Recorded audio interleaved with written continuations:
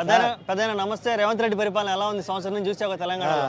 సంవత్సరం నుంచి చూసిన రేవంత్ రెడ్డి పరిపాలన ఎట్లుందంటే ఆడపిల్లలకు తులం ఇస్తున్నాడు బంగారం, ఆడోళ్ళకు 500 కట్టిస్తున్నాడు, గ్యాస్ మీ అకౌంట్లో వేస్తున్నాడు. అవును, ఏది లేదు. ఒక బస్సు ఫ్రీ పెట్టిండు, బస్సు ఫ్రీ పెట్టి ఈ జాబులు ఇస్తానన్నాడు. జాబులు వదిలిపెట్టడం ఏం చేయటం లేదు.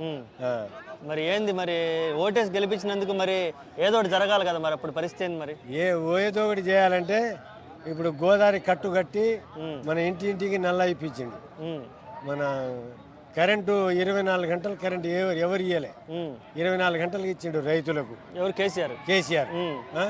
మన ఆడపిల్ల పసిది అయితే మనకు డబ్బులు ఇచ్చి బట్టలు ఇచ్చి మన ఇంటి కేసీఆర్ కిట్ ఇచ్చాడు, మన ఇంటికి తెచ్చి ఇచ్చిండు.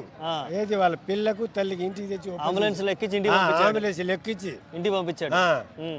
అంబులెన్స్ ఎక్కించి. మరి కేసీఆర్ కిట్టు పోయింది, కళ్యాణ్ లక్ష్మి పోయింది, దళిత బంధు పోయింది, ఒక రైతు బంధు పోయింది. రైతు చచ్చిపోతే 5 లక్షలు ఇచ్చిండు, 5 లక్షలు పోయినాయి, అన్ని పోయినాయి.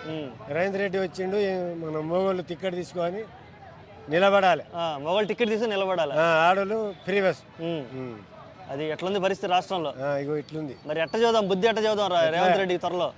మనం చెప్పుడు లేదు, జనమే చెప్తారు. జనమే చెప్తారు. ఓకే, రాబోయే పంచాయతీ ఎలక్షన్లు ఉన్నాయి, అలాగే ఎలా ఉంది ఊళ్ళో పరిస్థితి? ఇప్పుడు రాబోయే ఎలక్షన్ లో ఇప్పుడు కేసీఆర్ వస్తుంది. కేసీఆర్ కి అన్ని సంవత్సరానికి అర్థమైపోయింది రేవంత్ గురించి. ఒక సంవత్సరానికి అర్థమైపోయింది.